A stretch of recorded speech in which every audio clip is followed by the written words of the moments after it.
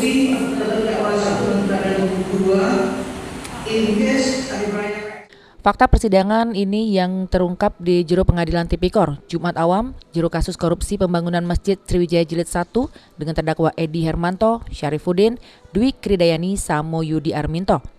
Persidangan agenda duplik dari para terdakwa terungkap, intinya juru kasus ini duplik atau jawaban atas replik JPU tetap pada pembelaan sebelumnya. Selain itu, para terdakwa pun kecewa dianggap sudah tidak nyesel juru kasus ini. Terhadap dituang ke duplik dari para terdakwa ini di persidangan, posisi sekarang tinggal majelis hakim yang bakal netap ke keputusan juru kasus ini.